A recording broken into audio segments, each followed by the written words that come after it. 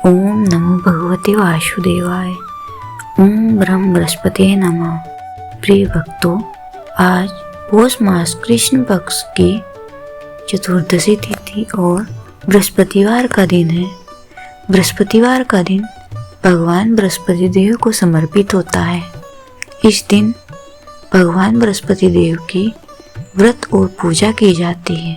आइए सुनते हैं भगवान बृहस्पति देव की व्रत कथा। आइए सुनते हैं बृहस्पतिवार व्रत कथा। प्राचीन समय की बात है। एक बड़ा प्रतापी तथा दानी राजा था। वह प्रत्येक गुरुवार को व्रत रखता और पूजा करता था। यह उसकी रानी को अच्छा न लगता। न वह व्रत करती और न ही किसी को एक पैसा दान में देती। राजा को भी ऐसा करने से मना किया करती थी। एक समय की बात है कि राजा शिकार खेलने वन को चले गए। घर पर रानी और दासी थी। उस समय गुरु बृहस्पति साधु का रूप धारण कर राजा के दरवाजे पर भिक्षा मांगने आए। साधु ने रानी से भिक्षा मांगी तो वह कहने लगी, हे साधु महाराज, मैं इस दान और पुण्य से तंग आ गई हूँ। आप कोई ऐसा उपाय बताएं जिससे यह सारा धन नष्ट हो जाए और मैं आराम से रह सकूं। साधु रूपी बृहस्पति देव ने कहा, हे देवी, तुम बड़ी विचित्र हो।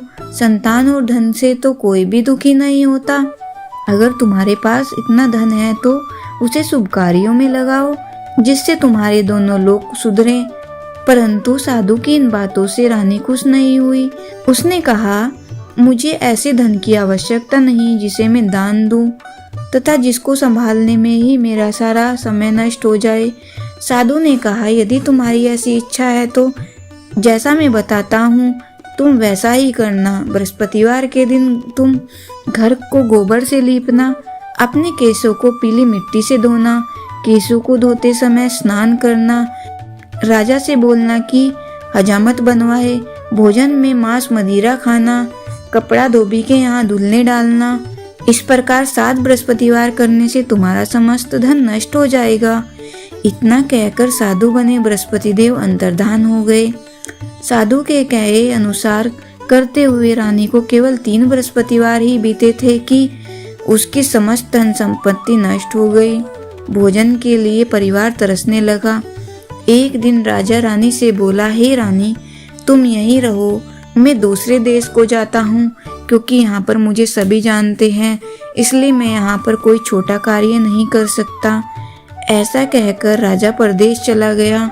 वहाँ वह जंगल से लकड़ी काट कर लाता और शहर में बेचता। इस तरह वह अपना जीवन व्यतीत करने लगा। इधर राजा के बिना रानी और दासी दुखी रहने लगी।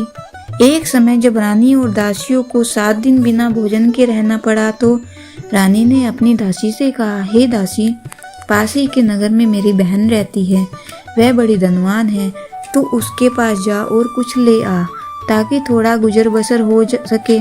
दासी रानी की बहन के पास गई।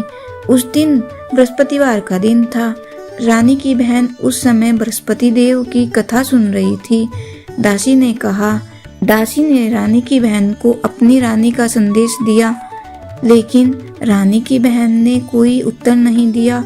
जब दासी को रानी की बहन से कोई उत्तर नहीं मिला तो वह बहुत दुखी हुई। उसे क्रोध भी आया। दासी ने वापस आकर रानी को सारी बात बता दी। सुनकर रानी ने अपने भाग्य को कोसा।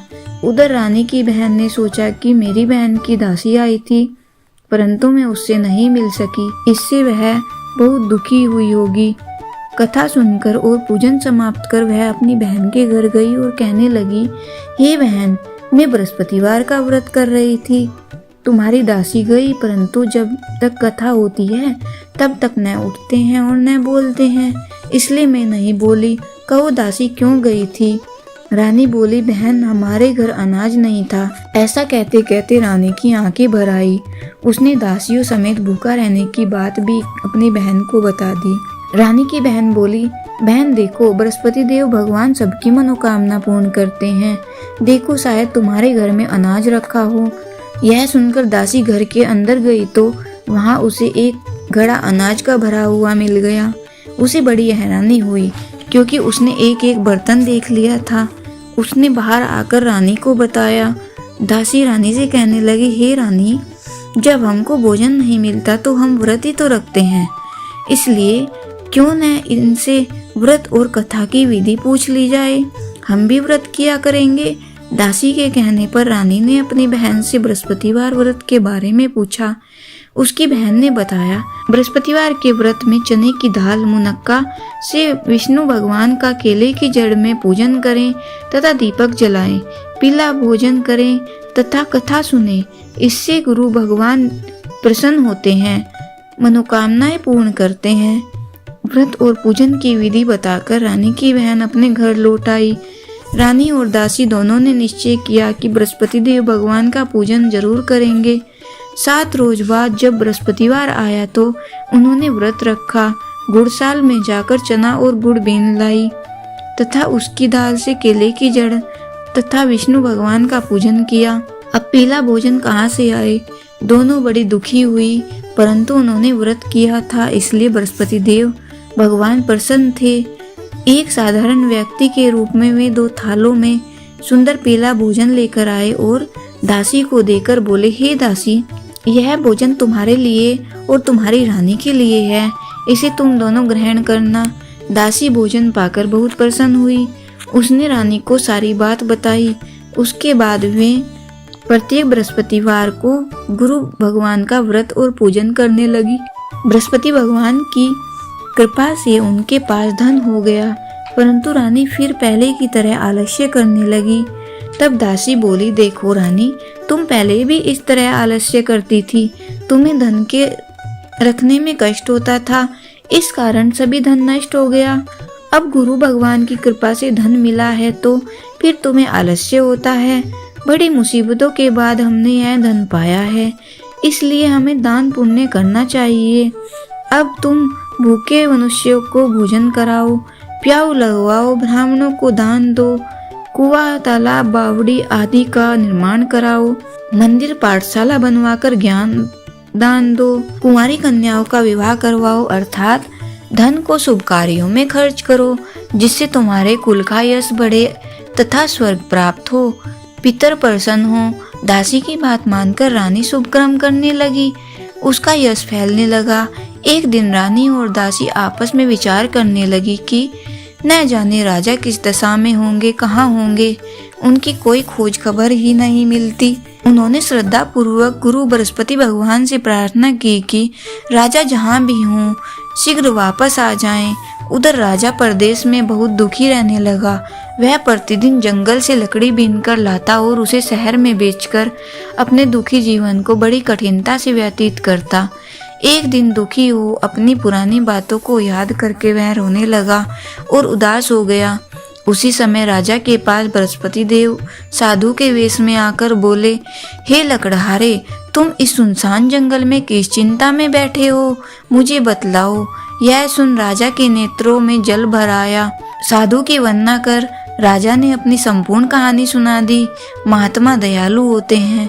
वे राजा से बोले, हे राजा, तुम्हारी पत्नी ने बृहस्पति देव के प्रति अपराध किया था, जिसके कारण तुम्हारी यह दशा हुई। अब तुम चिंता मत करो, भगवान तुम्हें पहले से अधिक धन देंगे। देखो, तुम्हारी पत्नी ने बृहस्पतिवार का व्रत प्रारंभ कर दिया है। अब तुम भी बृहस्पतिवार का व्रत करके चने की दाल गुड़ जल के लोटे में डालकर केले का पूजन करो, फिर कथा कहो या सुनो। भगवान तुम्हारी सब मनोकामनाओं को पूर्ण करेंगे। साधु की बात सुनकर राजा बोला, हे प्रभु, लकड़ी बेचकर तो इतना पैसा भी नहीं बचता जिससे भोजन के उपरांत कुछ बचा सकूं। मैंने रात्रि में अपनी रानी को व्याकुल देखा है। मेरे पास कोई साधन नहीं है जिससे उसका समाचार जान सकूं। फिर मैं कौन सी कहानी कहूं, यह भी मुझको मालूम नहीं है। साधु ने कहा, हे राजा, मन में बृहस्पति भगवान के पूजन व्रत का निश्चय करो, वे स्वयं तुम्हारे लिए कोई राह बना देंगे। बृहस्पतिवार के दिन तुम रोजाना की तरह लकड़ियां लेकर शहर में जाना। तुम्हें रोज से 2 गुना धन मिलेगा, जिससे तुम भली भांति भोजन कर लोगे तथा बृहस्पति देव की पूजा का सामान भी आ जाएगा। जो तुमने बृहस्पतिवार की कहानी के बारे में पूछा है वह इस प्रकार है। प्राचीन काल में एक बहुत ही निर्धन ब्राह्मण था। उसके कोई संतान नहीं थी। वह नित्य प्रति पूजा पाठ करता था उसकी पत्नी न स्नान करती और न किसी देवता का पूजन करती थी। इस कारण ब्राह्मण देवता बहुत दुखी रहते थे। भगवान की कृपा से ब्राह्मण के यहाँ एक कन्या उत्पन्न हुई। कन्या बड़ी होने लगी। प्रातः स्नान करके वह भगवान विष्णु का जप करती, बृहस्पतिवार का व्रत भी करने लगी। पूजा पाठ समाप्त कर पाठशाला को जाती तो अपनी मुट्ठी में जौ भर के ले आती और पाठशाला के मार्ग में डालती जाती। लौटते समय वही जौ स्वर्ण के हो जाते और उनको बीनकर घर ले आती। एक दिन वह बालिका सूप में उन सोने के जौ को फटक कर साफ कर रही थी। तभी उसकी माँ ने देख लिया और कहा कि हे बेटी, सोने के जौ को फटकने के लिए सोने का सूप भी तो होना चाहिए। परंतु उसकी माँ का वही ढंग रहा। एक दिन की बात है, कन्या सोने के सूप में जब जौ साफ कर रही थी, उस समय उस नगर का राजकुमार वहां से निकला। कन्या के रूप में कार्य को देखकर वह उस पर मोहित हो गया। राजमहल आकर वह भोजन तथा जल त्याग कर उदास होकर लेट गया। राजा को जब राजकुमार द्वारा अंजल त्यागने का समाचार ज्ञात हुआ तो अपने मंत्रियों के साथ वह अपने पुत्र के पास गया और कारण पूछा। राजकुमार ने राजा को उस लड़की के घर का पता भी बता दिया। मंत्री उस लड़की के घर गया। मंत्री ने ब्राह्मण के समक्ष राजा की ओर से निवेदन किया। कुछ ही दिन बाद ब्राह्मण की कन्या का विवाह राजकुमार के साथ संपन्न हो गया। कन्या के घर से जाते ही ब्राह्मण के घर में पहले की भांति गरीबी का निवास हो गया। एक दिन दुखी होकर ब्राह्मण अपनी पुत्री से मिलने गए। बेटी ने पिता की अवस्था को देखा और अपनी माँ का हालचाल पूछा। ब्राह्मण ने सभी हाल कह सुनाया। कन्या ने बहुत सा धन देकर अपने पिता को विदा कर दिया, लेकिन कुछ दिन बाद फिर वही हाल हो गया।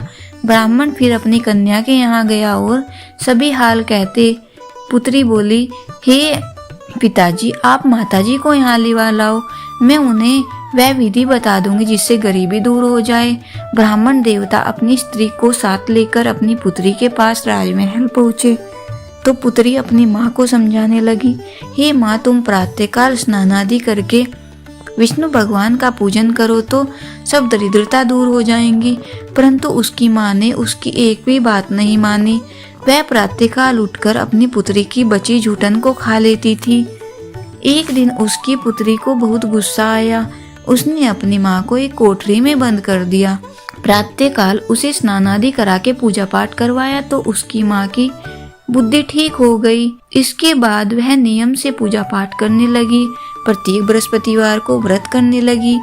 इस व्रत के प्रभाव से मृत्यु के बाद वह स्वर्ग को गई। वह ब्राह्मण भी सुखपूर्वक इस लोक का सुख भोग कर स्वर्ग को प्राप्त हुआ। इस तरह कहानी कहकर साधु बने देवता वहां से लोप हो गए। धीरे धीरे समय व्यतीत होने लगा। फिर बृहस्पतिवार का दिन आया। राजा जंगल से लकड़ी काटकर शहर में बेचने गया। उसे उस दिन और दिनों से अधिक धन मिला। राजा ने चना गुड़ आदि लाकर बृहस्पतिवार का व्रत किया। उस दिन से उसके सभी क्लेश दूर हो गए। परंतु जब अगले गुरुवार का दिन आया तो वह बृहस्पतिवार का व्रत करना भूल गया। इस कारण बृहस्पति भगवान नाराज हो गए।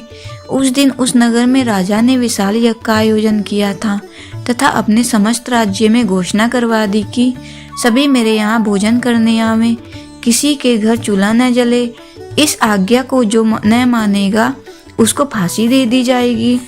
राजा की आज्ञा अनुसार राज्य के सभी वासी राजा के भोज में सम्मिलित हुए, लेकिन लकड़हारा कुछ देर से पहुंचा, इसलिए राजा उसको अपने साथ महल में ले गए।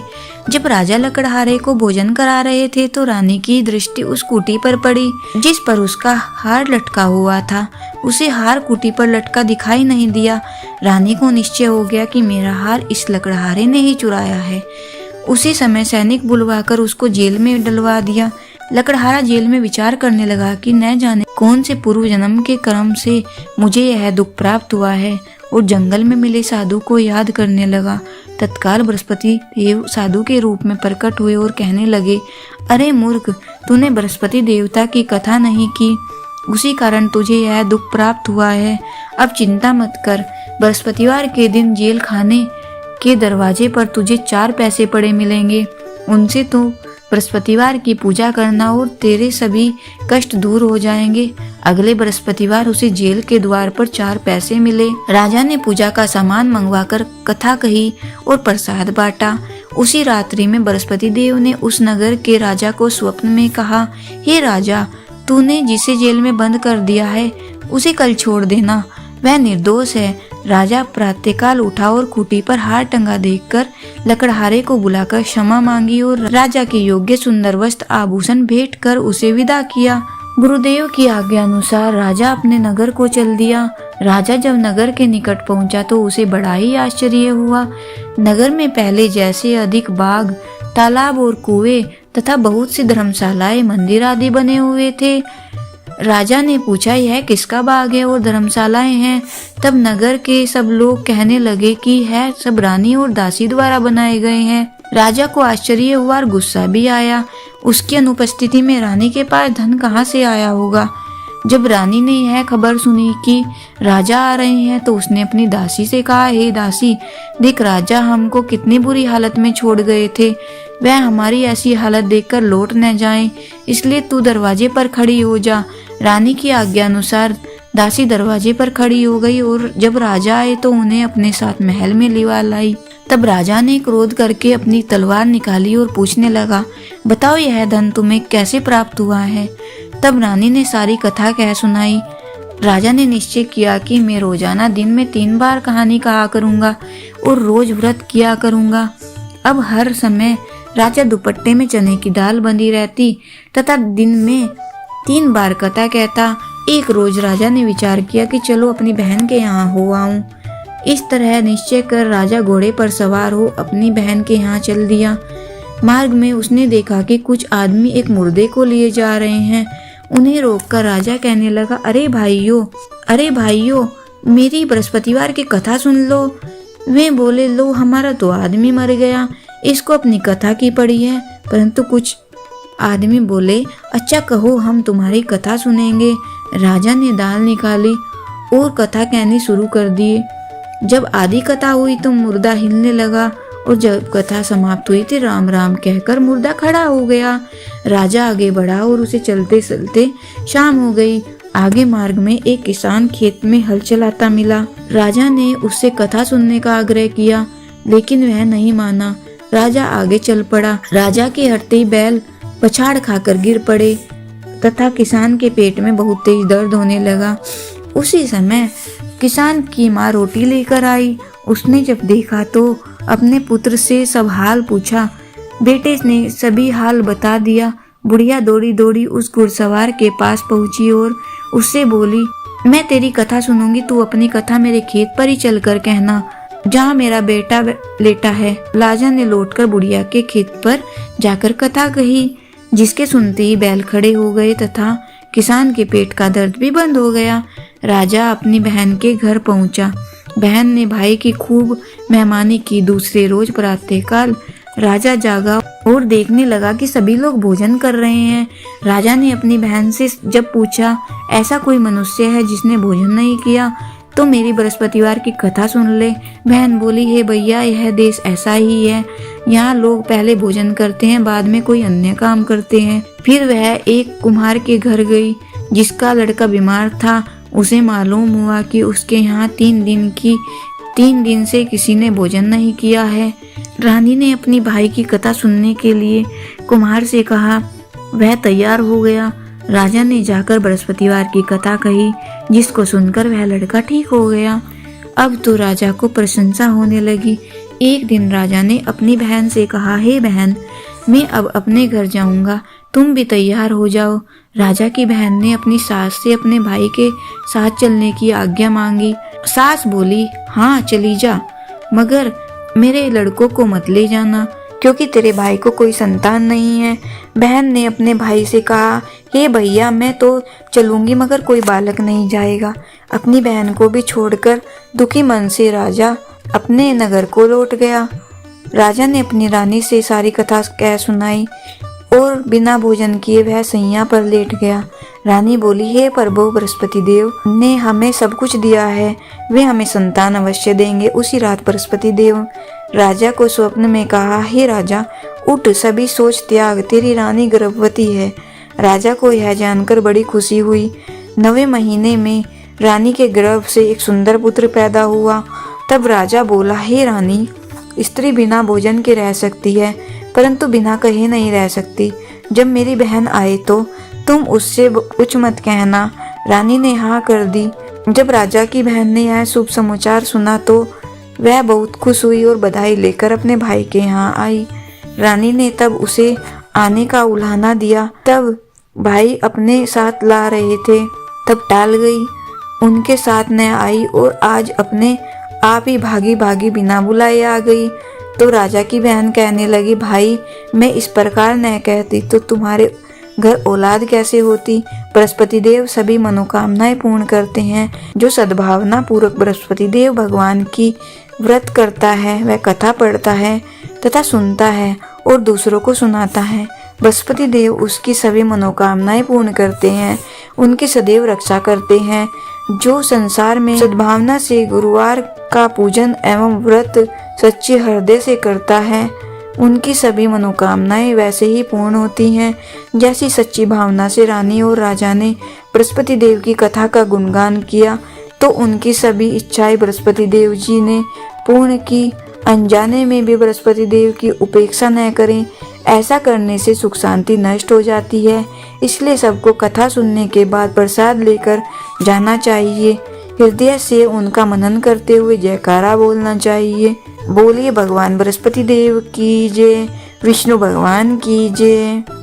ओम जय बृहस्पति देवा, ओम जय बृहस्पति देवा। छिन छिन भोग लगाऊं कदली फल मेवा। ओम जय बृहस्पति देवा, तुम पूर्ण परमात्मा तुम अंतर्यामी।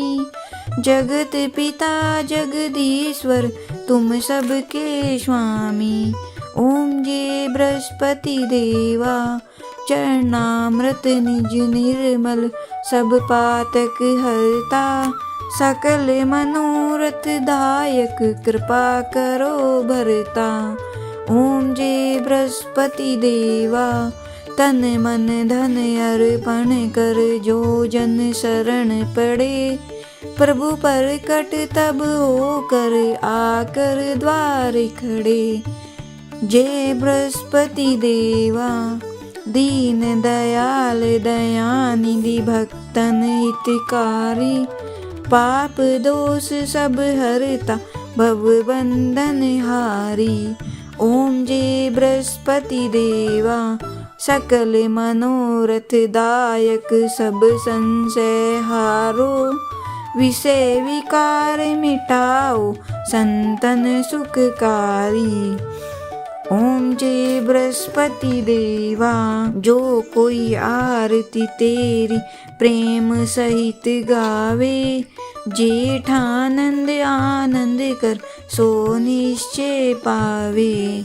ओम जय बृहस्पति देवा, सब बोलो विष्णु भगवान की जय, बोलो बृहस्पति देव भगवान की जय। एकाक्षरी बीज मंत्र।